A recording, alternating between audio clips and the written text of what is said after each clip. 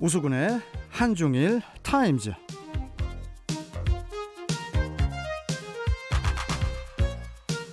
급박하게 변해가는 한중일 동북아 정세를 이해하기 쉽게 풀어주는 분이죠. 우수근 콩코디아 국제대학교 대외교류 부총장 연결해서 관련 소식 들어보겠습니다. 자, 우수근 부총장님 안녕하세요. 네, 안녕하십니까. 우수근입니다. 오늘도 또 저를 불러주셨군요. 네, 안녕하십니까 우리 부총장님. 네. 아니 그나저나 우리도 내일부터 추석 연휴의 시작이잖아요. 네. 근데 이제 또 중국도 그 매년 10월 1일인 국경절은 그 중국의 건국일로 일주일 정도 쉰다고 해요. 그런데 이번에 그 국경절 연휴 동안에 저 이거 보고 깜짝 놀랐습니다. 약 6억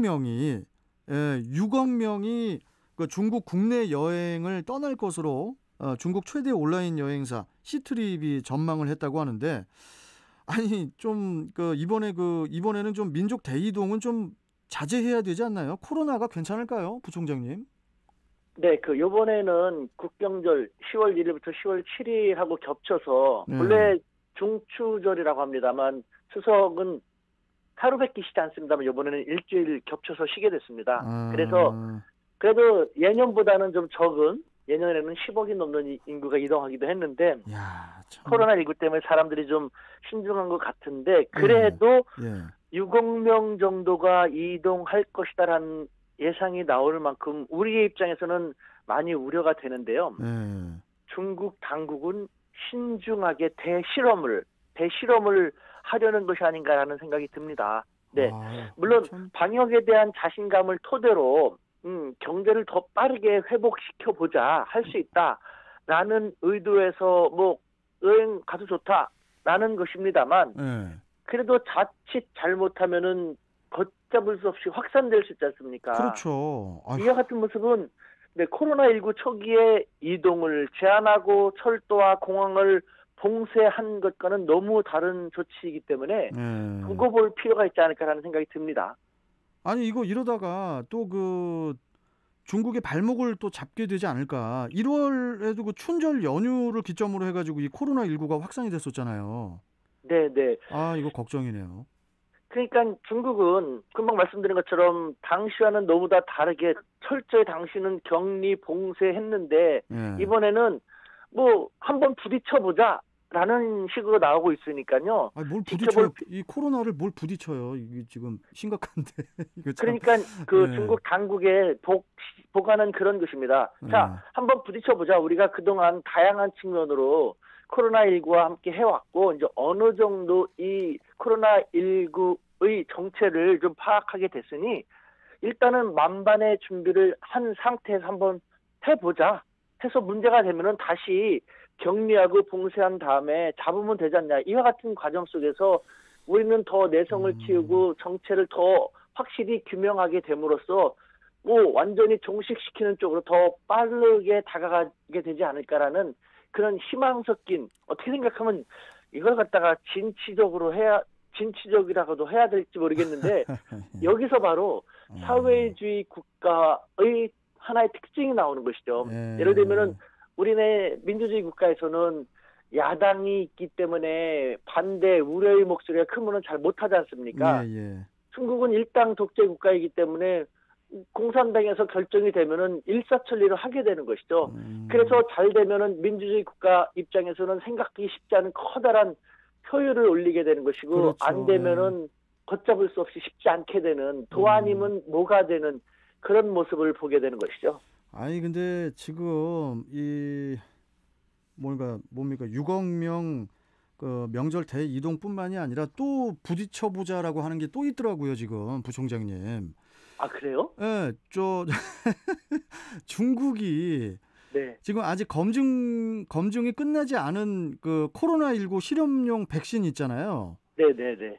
이게 아직 끝나지 않은 그 백신을 임상 시험과는 별개로 수십만 명에게 투여를 해가지고 지금 또 그 보건 전문가들의 우려를 사고 있다고 하는데, 와 이거 너무 위험하지 않나요? 지금 수십만 명에게 또 투여를 했더라고요. 네, 저도 이걸 보고 와 정말 대단한 뭐 제가 짬뽕을 좋아하니까 대단한 짬뽕이네요. 짬뽕들이네 생각이 들었는데요. 그런데 짬뽕 이 맛있으니까. 보면은요. 예. 중국 인민해방군 즉 중국 군인이나 아니면은 중국 사람들 가운데서 예. 자원할 사람 이런 걸 한번 해보려고 하는데 자원할 사람을 찾아가지고 자원자들에 한해서 아, 그래요? 네 접종한 것으로 알고 있고요. 와, 아직 다행히 예. 네 심각한 부작용이 생겼다라는 그런 소리는 들려오지는 않고 있습니다. 하지만 일반적으로 대규모 삼상은 수개월에서 뭐 1년 이상 걸리기도 하는데 그 삼상과는 별도로 뭐 그만큼 자신이 있다라는 것이기도 하겠습니다만 혹시 만약에 자칫 잘못되면은 이 수많은 사람들에서 걷잡을 수 없는 부작용이 생겨나면 어떨까라는 역시 이 또한 사회주의 일당 독재 국가만이 할 수 있는 그런 면이 아닌가라는 생각이 듭니다.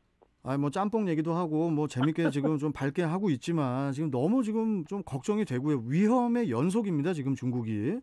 네. 자, 그리고 그 미국이 그 중국 그 화웨이에 이어서 그 중국 최대 파운드리 그 반도체 위택 생산 업체죠. 그 SMIC에 대해서도 지금 뭐 반도체 기술이라든지 뭐 장비 공급을 차단을 하고 있다고 해요. 지금 뭐 미국의 속내가 뭘까요, 부총장님? 네, 뭐 결국 중국을 완전히 뭐 숨통을 끊어뜨리겠다, 붕괴시키겠다라는 것인데요. 이처럼 양국은 물러설 수 없는 강을 지금 건너고 있는 상태입니다. 아하. 그런데 제가 미중 양국의 이 패권 대립을 가만히 지켜보면요. 네. 점점 더 거세지는 미국의 공격임에도 불구하고 그 기세와는 달리 네. 그 치명타는 점점 더 약화되고 있다라는 그런 생각이 드는 겁니다. 아, 치명타가 약화되고 있다고요?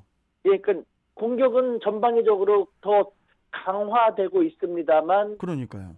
중국은 오히려 그에 대해서 네, 그렇게 힘들게 생각하지 않고 내성을 키우면서 더 단결돼가지고 담금질 해줘서 고마워라는 듯한 그런 느낌이 드니까요. 예를 들면은 미국은 정말 이것저것 손에 잡히는 거 다 던진 듯 하고 있습니다. 네. 그러다 보니까요, 정교하게 치밀하게 계산을 해갖고 어떤 부분에 치명적인 타격을 준다라는 것이 나타나지 않고 있는데 예. 당장 화웨이 같은 경우도 1년 이상 공격을 당했습니다. 이렇게 되면은 쓰러지고 시청거리는 것이 어쩌면 당연할 법한데 그러니까. 화웨이는 아직도 세계 1위의 반도체 장비 업체고 또 오히려 애플을 제치고 오히려입니다. 세계 제2의 휴대폰 판매 업체가 됐습니다. 네, 이와 같은 속에서 미국 기업들은 계속해서 반발하고 이탈 조짐을 강하게 보이는데 화웨이는 2019년에 실적이 떨어지기는커녕 오히려 매출과 순이익이 사상 최고치를 기록하는 등 중국은 미국이 이번에 어떤 것을 들고 나올까? 아, 저것을 들고 나와서 우리가 이쪽이 약해 보이나 본 거구만. 우리 이쪽을 강화하면 되겠구만. 이런 식으로 경쟁력을 더 키워가고 있는 듯한 그런 형국이고 하니까 미국이 하려면 좀 더 제대로 하는 것이 좋지 않을까라는 그런 생각이 들기도 합니다. 예, 알겠습니다. 참 이거 더 길게 좀 말씀을 나누고 싶은데 시간 관계상 여기서 좀 이야기를 마무리를 해야 될 것 같은데요, 부총장님. 네. 참 그나저나 이게 미국 대선을 앞두고 미중 간의 대립이 좀 되게 더 뜨거워지는 그런 양상인데 좀 우리도 좀 주의 깊게 계속 좀 지켜봐야 될 것 같고 일단 좀 명절 지나고 나서 또 좀 뵈야 될 것 같아요, 부총장님. 네, 알겠습니다. 예, 명절 잘 보내시고요. 또 뵙겠습니다. 고맙습니다. 네, 추석 잘 보내시기 바랍니다. 감사합니다. 예, 감사합니다. 자, 지금까지 우수근 콩코디아 국제대학교 대외교류 부총장과 함께 이야기 나눠봤습니다.